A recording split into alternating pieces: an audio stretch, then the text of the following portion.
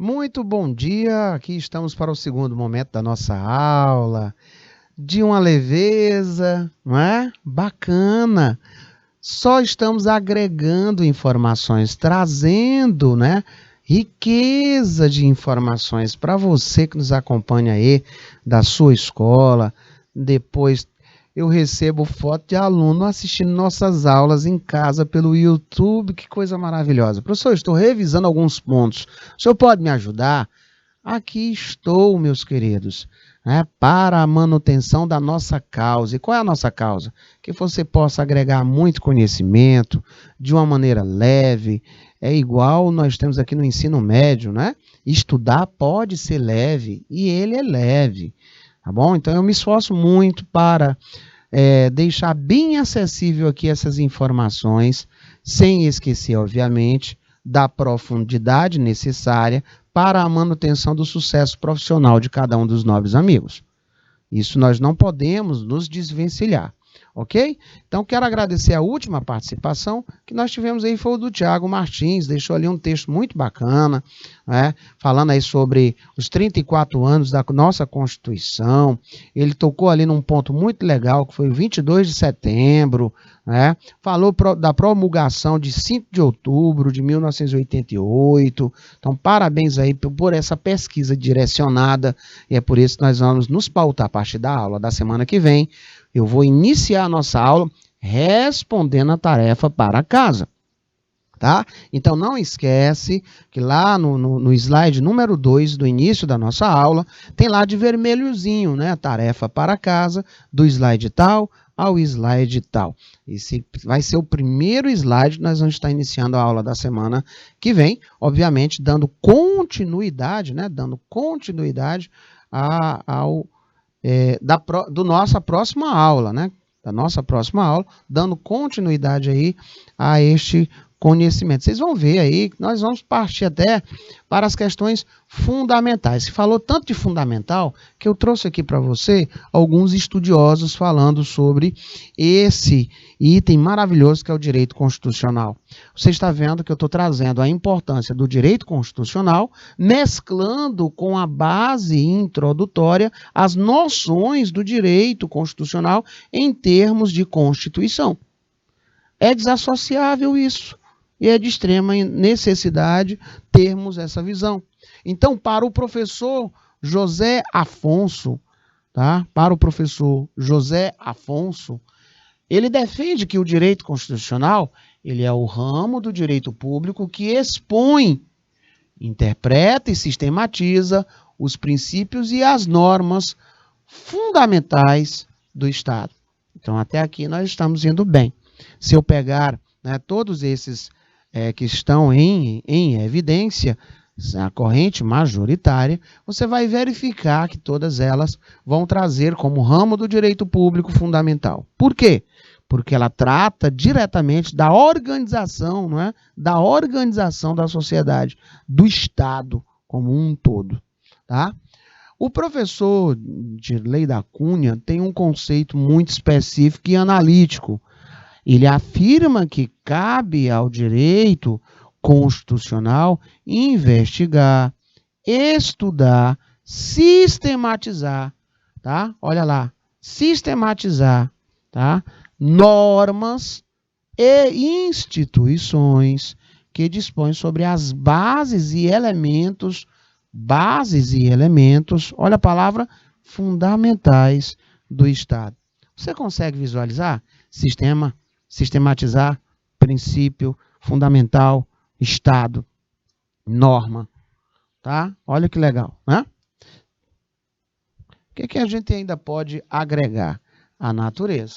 Então, segundo o professor Conrad, o direito constitucional, direito público atípico, porque é diferenciado em relação aos demais ramos do direito público, penal, administrativo, processual. Possui uma hierarquia diferente em relação aos outros ramos do direito, a classe das normas constitucionais e a sua força normativa. Elas, impõem-se perante a realidade social. Na Constituição Federal, encontra-se, olha lá a palavra novamente, ó, princípios de direito eleitoral, administrativo, processual, ambiental, e cabe ao direito constitucional sistematizar tudo isso. Então, ele é um verdadeiro manual norteador para todas as demais normas. Eu volto a replicar aquela informação. Quando nós temos um fato social de extrema relevância para a sociedade, né, e fazendo o tripé de atuação da teoria da tridimensionalidade de Miguel Reale, nós vamos ver que aquele fato social e de extrema relevância para a sociedade, ele é levado a uma elaboração de um texto normativo que passa por um crivo técnico, não é? Seguindo os ritos que aqui nós temos dentro desse manual, essa carta magna, né, é a nossa lei maior, ela vem dizendo quais são os critérios, como é que deva se comportar, qual é o passo a passo a ser observado. E aí, quando termina isso tudo, gente, é observados os critérios de constitucionalidade ou inconstitucionalidade. Só para vocês terem uma ideia como é muito interessante. Então, quando a gente observa uma lei, né, e aí a gente acha que é muito fácil, gente, é algo muito sério. Então, eu tenho assim uma admiração muito profunda por alguém que tecnicamente visualiza dentro de um setor um fato social e trabalha até com as hipóteses. Olha como é lindo esse processo da gênese de uma lei, de um projeto de lei, não é? E aí você, todo instante você está observando isso na mídia televisiva, não é verdade? Um PL, né, um projeto-lei. Então, você tem aí as emendas constitucionais. Sabe onde é que tem tudo isso? Muito bonitinho, criteriosamente esmiuçado? Na Constituição Federal. Aí um aluno disse assim, professor, isso deve ter dado um trabalho, né? Eu digo, é verdade. Eu creio que deva sim ter dado um trabalho enorme. Mas, enfim, aqui nós temos essa nossa Constituição com apenas 34 aninhos de idade, completados no dia de ontem, né? Olha que coisa bonita, tá? Aí eu tenho o objeto, né? O objeto. Gente, o objeto imediato do estudo do direito constitucional. Anotem no teu caderno, olha, cheirinho de prova, objeto imediato do estudo do direito constitucional. Ora, a própria Constituição Política do Estado. A própria Constituição Política do Estado. Segundo alguns doutrinadores, o direito constitucional é a ciência das constituições. Numa visão mais ampla de alguns autores, o direito constitucional tanto é Constituição Política do Estado quanto a teoria da Constituição. E isso é muito fácil de nós injetarmos, né, essa ideia. Por quê? Porque eu sei que ela é fundamental. Eu sei que nós recebemos, né, muitas influências. E eu sei que os nossos juristas, eles estudaram profundamente essa realidade. Nós vimos, inclusive, né, que nós temos herança de várias correntes majoritárias. Nós vimos que nós temos herança de várias escolas. A começar por um exemplo, o título da nossa bandeira. Procura, né? De onde veio essa herança? Ordem e progresso. Nós estudamos isso lá no módulo 1. Só para falar, uma das heranças. A própria organização que nós temos hoje política, né, dos estados, são heranças amadurecidas, né, de grandes estudiosos, que aí viram que era algo benéfico, e aí hoje nós temos perfeitamente pautado dentro da nossa realidade brasileira. Tá? Então, outro detalhe que nos chama a atenção é a subdivisão. Segundo alguns autores, o direito constitucional ele pode ser subdividido e classificado. Tá? Ele pode ser subdividido ou classificado em especial, positivo ou particular, quando se estuda a Constituição específica de um Estado. Tá? Comparado, olha que cheirinho de prova, quando se estuda a Constituição brasileira, comparando com outros ordenamentos jurídicos ou com constituições pretéritas do Estado brasileiro, constituições passadas. Geral é o que estrutura e define a teoria geral do direito, né? Teoria geral do direito, métodos de interpretação, princípios, classificações. Tá? Então, quando falar assim, a questão de subdivisão, você vai dizer especial, positivo ou particular, que é quando se estuda a Constituição específica do Estado, de um Estado. Comparado, quando você vai comparar a Constituição brasileira, né, com de outros ordenamentos jurídicos ou constituições passadas do Estado brasileiro. E a geral, que é o que estrutura e define a teoria geral do direito. E o que seria isso? Métodos de interpretação, princípios e classificações. Certo? Aí você tem uma outra pergunta. Professor, e qual seria as fontes? Né? Vocês lembram que nós estudamos aí em outros momentos o que são as fontes do direito, né? E aí nós vimos que é o nascedouro, é o que dá a origem. E nós vimos, né, até mesmo o trabalho presente lá na LINDB, e citamos o artigo 4º da LINDB, lembram? E aí nós vimos que tem um comportamento mediato e imediato. Pois é, essas informações também você vai encontrar aqui. Olha só, a doutrina, nesse quesito, não é muito... ela não se une, tá? Tem muita divergência. Mas, por um exemplo, as fontes elas podem ser imediatas ou mediatas. Dirley Cunha. Imediatas, a própria Constituição e os costumes. Mediatas, jurisprudência constitucional, que é aquele entendimento, senhor, dado pelos tribunais e a doutrina, um caso análogo, né? As fontes, elas podem ser formais ou complementares. As formais são Constituição Federal, as emendas constitucionais, os tratados internacionais dos direitos humanos. E aí ele cita o seu artigo 5º, tá? O artigo 5º. E temos também as complementares, a jurisprudência e os costumes. Certinho até aqui? As fontes podem ser originárias ou derivadas. Nós vimos isso também pela visão desse ilustríssimo Quibóbio. A originária é a própria Constituição, obviamente, e a derivada são as que a Constituição delega, como as leis e a jurisprudência. As derivadas podem ser delegadas ou reconhecidas. Recepção da Constituição, quando uma nova Constituição recebe normas editadas antes dela por serem normas compatíveis. E aí tem costumes constitucionais.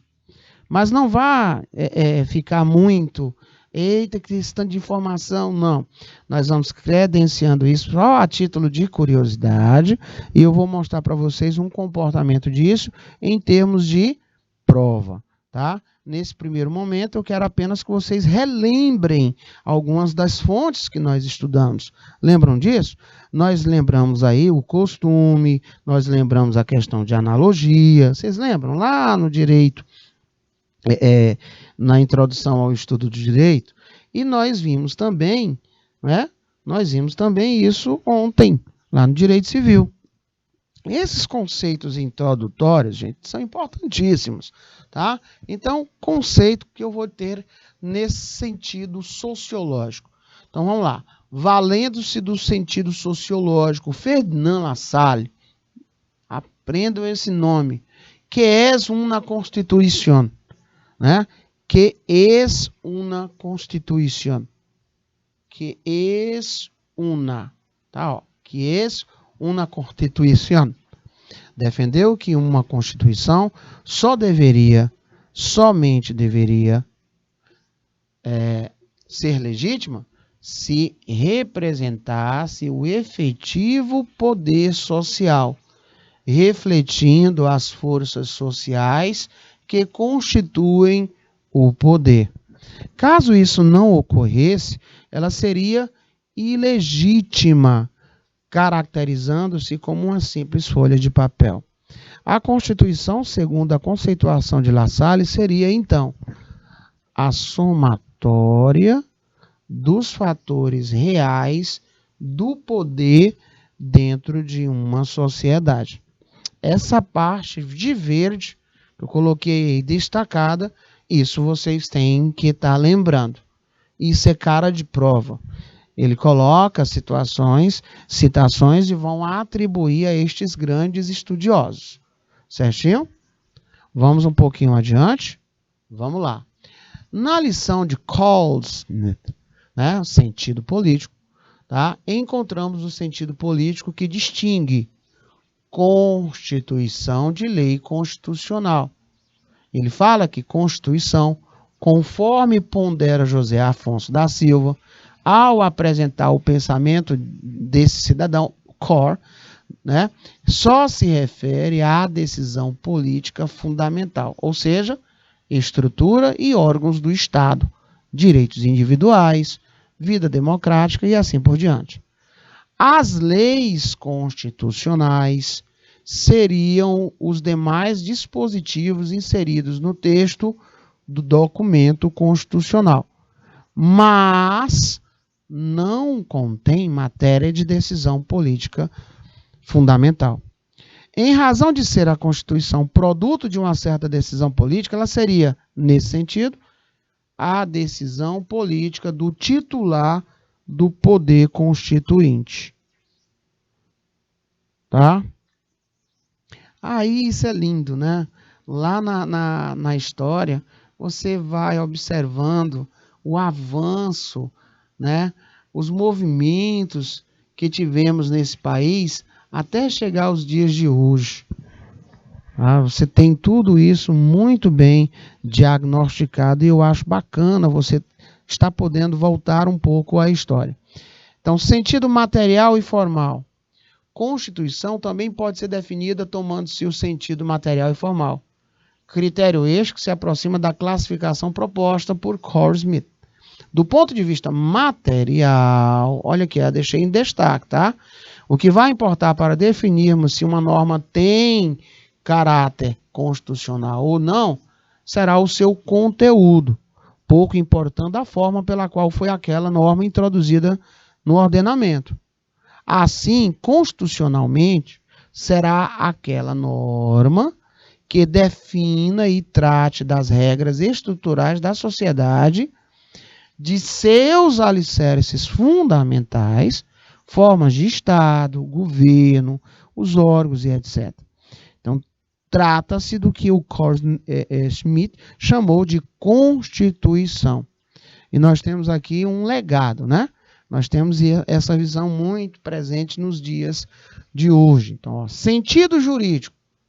Aí, ó, Hans Kelsen já se movimenta no sentido de que é o representante desse sentido conceitual, alocando a Constituição no mundo do dever ser e não do mundo do ser, caracterizando-a como fruto da vontade racional do homem e não das leis naturais. Vocês lembram que nós trabalhamos sobre essas questões, né? Do juspositivismo, do justnaturalismo, do direito positivo, do direito subjetivo, e nós vimos grandes pensantes. José Afonso da Silva, traduzindo o pensamento de Kelsen, observa que Constituição é, então, considerada norma pura, puro dever ser, sem qualquer pretensão à fundamentação sociológica, política ou filosófica.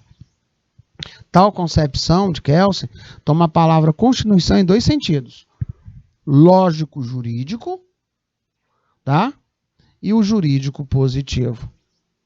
De acordo com o primeiro, Constituição significa norma fundamental hipotética. Na aula de ontem eu falei sobre a questão hipotética, lá no direito civil, cuja função é servir de fundamento lógico da validade da Constituição jurídico positiva, que equivale à norma positiva suprema. Que é isso? Conjunto de normas que regula a criação de outras normas. Lei nacional no seu mais alto grau. Lei nacional no seu mais alto grau. É dele que vem essa teoria de dizer que nós temos a hierarquia das leis. De forma piramidal, ele descreve que a Constituição Federal é aquela Constituição, ela está lá no ápice. Ela é a primeira a ser levada em consideração. Tá? Escalonamento de normas, uma constituindo o fundamento da validade da outra. Verticalidade hierárquica, uma norma de hierarquia inferior busca o seu fundamento de validade na norma superior. E esta na seguinte, até chegar aonde? Na Constituição. Na Constituição, que é o fundamento de validade de todo o sistema infraconstitucional. A Constituição, senhores, tem o seu fundamento de validade na norma hipotética fundamental, situada no plano lógico e não no jurídico, caracterizando-se como fundamento de validade de todo o sistema. Tá? Aí você vai ouvir falar muito num seguinte pressuposto, né? É o que for posto pelo poder constituinte originário. Nós vamos voltar a tocar, a saber o que é um poder constituinte originário. Nós vamos falar do derivado, tá? E aqui, ó, trazendo à baila, pirâmide de Kelsen, consagrando a verticalidade hierárquica das normas e a Constituição positivada como norma de validade de todo o sistema. E assim, o princípio da supremacia da Constituição. Por isso que ela, nessa teoria piramidal, ela está hierarquicamente, né, servindo como o farol norteador de todas as demais possibilidades, né? Tudo aquilo que nós vamos visualizar de lei é um inferior buscando anteparo fundamentado na superior. Assim, nós já podemos dizer que o direito constitucional é aquele ramo do direito público dedicado a estudar as normas o quê? Constitucionais, interpretando as normas de organização dos poderes e dos direitos o quê? Fundamentais, tá? Resulta da formulação da Constituição dos Estados-nações. Bacana até aí, senhores, tá? Deixa eu mostrar aqui para vocês o que eu estava falando. Olha lá, bem no topo, no ápice, ó, a Constituição Federal. Tá? Olha como ela vem visualizando lá, ó, Constituição Estadual, Lei Estadual, Decreto Governador, tá? Aí tem aí as questões inerentes ao secretário de Estado, portaria do direito. Ó, só para vocês verem. Eu estou saindo lá do macro, né? Eu estou falando lá da Gênese, né? Estou falando da Gênese e vim trazendo, olha só, para a nossa realidade. E isso é perfeitamente, é o que acontece. Então você vai sair da base até chegar, olha só, ela é o farol que ilumina todas as demais. Tá? Resumindo, direito constitucional é o ramo do direito público que dedica a estudar as normas constitucionais. Ele vai interpretar essas normas, né, de organização dos poderes, dos direitos fundamentais. Resulta na formulação da Constituição dos Estados-nações. Certinho, senhoritos? Direito constitucional no Brasil, meus ilustres. Pode-se dizer que a origem do constitucionalismo está nas constituições escritas dos Estados Unidos da América, nós vimos isso. E também da França. Ambas apresentavam dois traços em comum. Qual seria? Organização do Estado e limitação do poder estatal por meio da previsão de direitos e garantias fundamentais. Crava esse nome, direitos e garantias fundamentais. As próximas aulas vão ser faladas e muito sobre esses direitos e garantias fundamentais.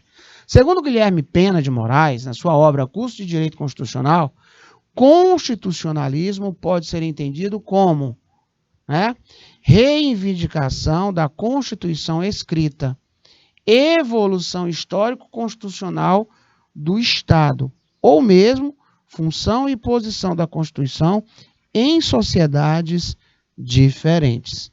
Então, quando se falar sobre essa questão no Brasil, você vai ver que nós fomos impregnados, de muito estudo, de muita relevância do que primeiramente, obviamente, aconteceu e deu certo. Tá? Então, o direito constitucional do Brasil, na mesma obra, o autor acaba por definir o constitucionalismo como isso aqui, proposta teórica, ideológica ou metodológica de limitação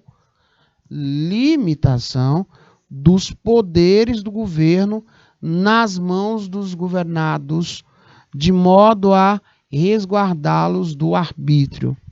Eu não posso fazer aquilo que me dá na teia. Posso ter o poder que tiver, mas tem que ser constitucional.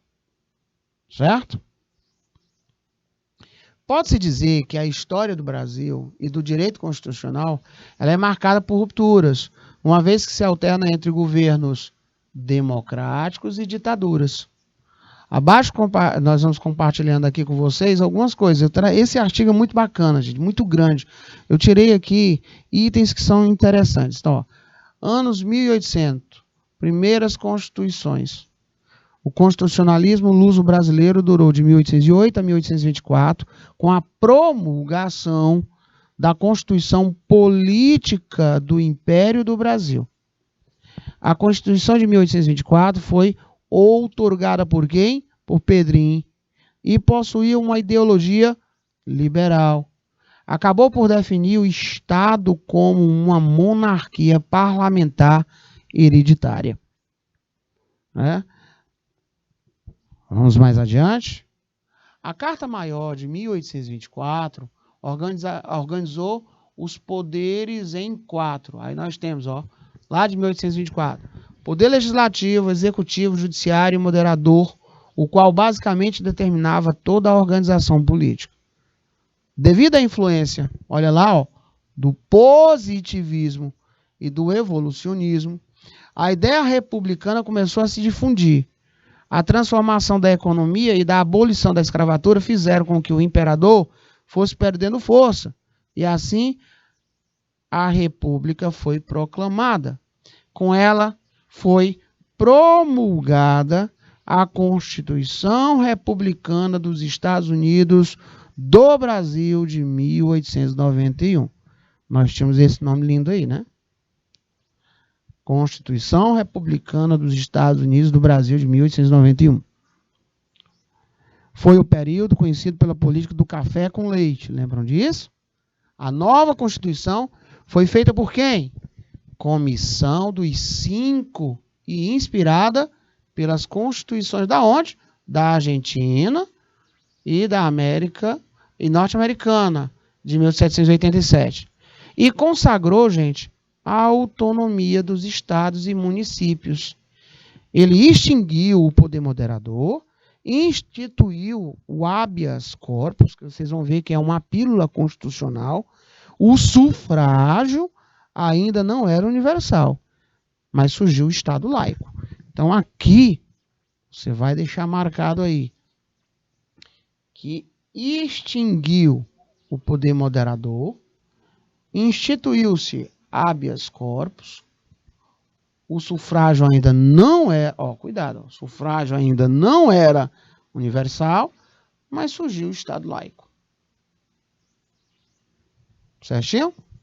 Vocês lembram que nós falamos, lá de 1804, tá? Vocês vão ouvir falar muito em civil law, common law. Vocês vão ainda ter mas muitas dessas viagens aí que nós estamos fazendo. Nessa reta final da nossa aula, eu vou fazer aqui mais uma marcação, e aí eu vou pedir ao meu diretor que a gente coloque lá no slide de umas questões, que é para eu mostrar para vocês alguns modelos de questões, tá? Na próxima aula, eu volto respondendo essas questões, cuidado, eu volto respondendo as questões para casa. No final do slide está lá, aquela partezinha, né? Então, o direito constitucional, as constituições da primeira metade dos anos aí de 1900. Vocês vão ver isso aí, né? Na próxima aula a gente vai estar trabalhando, tá bom? Sobre esses itens. Nós vamos estar falando sobre direitos fundamentais, tá? Não tá muito exemplo, muito modelo de questão, muita dica, muito mnemônico, porque a nossa intenção aqui não é atrapalhar a tua vida, mas trazer boas informações. Então, olha, o que a gente poderia visualizar como modelo? Olha aí. Aí é um modelo de questão, né? Ele diz assim, ó, quanto à forma, e nós vimos, quanto à forma, né, a Constituição, em que as normas não constam, presta atenção lá no não constam, tá? Em um documento único e solene, ou seja, ele não passou, né? Ele não passou por um crivo, certo? Me diga. Letra A, letra B, letra C ou letra D? A nossa resposta. Porque vocês lembram, nós falamos quanto à forma, conteúdo, modo de elaboração, né? Vou te falar sobre características da Constituição. Aí você vai anotar o nome pedra, promulgada, escrita, dogmática, rígida e analítica. Professor, não dá para responder por aí não, né? Dá. Vocês vão ver que tem uma palavra ali linda e maravilhosa, gente. Vocês vão ver aí, tem uma palavra que não constam de documento único e solene, tá? Ora, se não é solene, obviamente, não pode ser formal, né? Bacana, Pedro II. Pedro II ali está dizendo, professor, será que a letra C? Será que é? Será que é a letra C, professor? Muito bem. Nós vimos, gente, que temos uma série de momentos que o costume, que é aquela prática reiterada, né, e tida como imprescindível pela sociedade e obrigatória, faz surgir aí uma norma.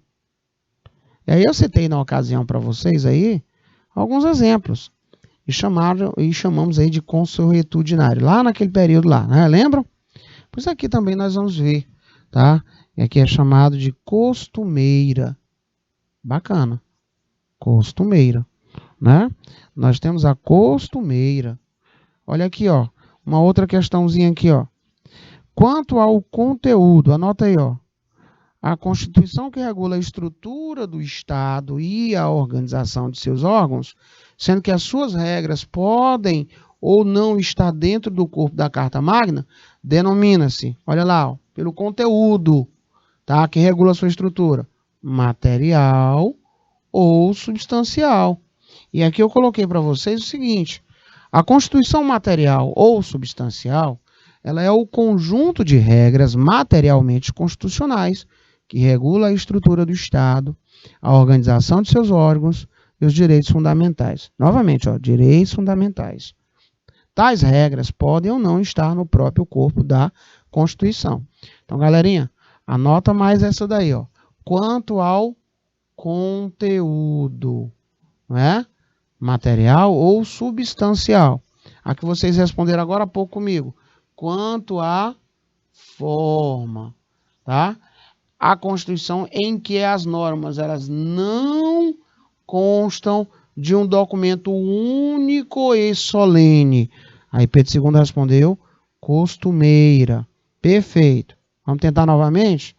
Constituição não escrita, costumeira ou consuetudinária, tá? É aquela em que as normas não constam de um documento único e solene, gente. Suas fontes são os usos, né, e costumes, os precedentes jurisprudenciais e os textos escritos esparsos, né, que são os atos do parlamento. Exemplo, nós temos aí a própria Constituição do Reino Unido, costumeira.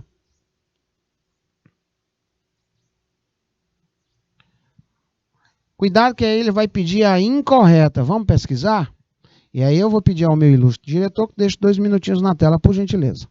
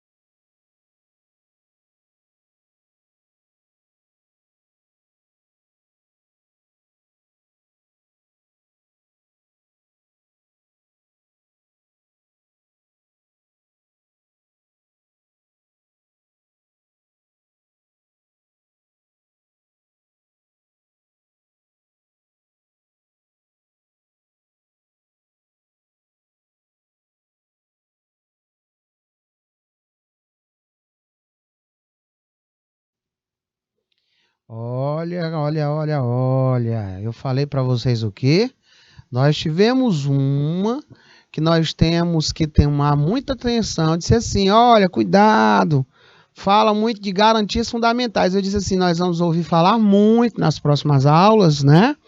Até o final desse módulo 2, com essa disciplina, muito, mas se falar muito de direitos e garantias fundamentais. Direitos e garantias fundamentais. Então ele vai dizer o seguinte: Constituição rígida é aquela que, para ser modificada, necessita de um processo mais complexo do que o exigido para a mudança das leis ordinárias. Na prática, nós também vimos isso, tá? Tem lá uma série de requisitos justamente para não mudar a Constituição, senão não traria, gente, segurança para nós. Iria mudar de qualquer jeito, de qualquer maneira. Tá? É muito complicado. Ainda tem as cláusulas que nós vamos estudar. Cláusulas chamadas de pétreas. Tá? E eu dei até uma dica para vocês, o nome pedra. Isso vai salvar vocês aí de uma prova, com toda certeza. Tá? Vê lá, o que significa pedra. Tá falando da Constituição de 1988. Tá? Ela é conhecida como Constituição Cidadã, justamente por conta dos direitos fundamentais. Não esquece disso. A Constituição de 1937 foi apelidada de Constituição Cidadã. Que é isso? amigo, alô, cai fora. É a de 1988, né? Tá, 34 anos de idade. 34 anos, né? Ó, em 2022. No dia 5 de outubro. Ó, 5 de outubro. Foi apelidada de Constituição Cidadã de 1988. A lembrar, falou de 1988, vocês vão lembrar a questão do estabelecimento dos direitos e garantias fundamentais. A Constituição de 1934 foi positivada por promulgação. Nós vimos no texto aí da aula. Todas as regras dispostas no texto constitucional são formalmente constitucionais, claro, solene, né? Nós albergamos essa informação lá naquela que Pedro II colocou como letra C, que era chamada costumeira, e que nós vimos que é a do Reino Unido, né? Falando sobre as questões não escritas, costumes, usos, não é? E nós falamos aí sobre o consuetudinário. Como ele pede a incorreta, essa de 1937 é incorreta, resposta correta, letra B de bola, porque está errado, tá? E aqui eu trouxe para vocês, né, o erro. Não é a de 1937, mas sim a nossa ilustríssima de 1988, foi chamada de Constituição Cidadã por estabelecer direitos e garantias fundamentais, né? Assim, ela é chamada de Constituição Cidadã. Essa aí é uma questão de 2013, né? TRF, Terceira Região, Juiz Federal, adaptada aí no caso, né? Julgue a seguinte afirmação. O direito constitucional olha, nós falamos, eu disse para vocês, marco que isso aqui é questão de prova. O direito constitucional comparado busca estudar as normas constitucionais vigentes em um determinado momento, comparando-as com as normas infraconstitucionais, mas sem levar em consideração normas constitucionais vigentes em outros países. Só pelo nome, você já vai dizer assim, moço, isso aí apresenta uma incongruência muito grande, não é? Não é comparado? Nós vimos que o comparado, ele vai sim, né, fazer uso dessas informações. O gabarito aí está errado. Pode marcar aí, errado, tá? Porque o texto apresenta aí um contraste, uma oposição de ideias. Está errado. Nós temos o quê? Que o direito constitucional comparado estuda a relação entre as normas constitucionais vigentes no país com aquelas de outros países, estabelecendo relações de coincidência, divergência e complementariedade. E nós vimos até com constituições pretéritas do nosso próprio Estado brasileiro, tá? Então não esquece desses pequenos detalhes. Olha aí, modelo de operacionalidade das questões envolvendo o direito constitucional, a Constituição, as características, a classificação, tá? A origem, a natureza, tudo bem? Tudo isso num pacote só, porque é extrema importância e de relevância imprescindível essas informações até para as demais áreas de atuação.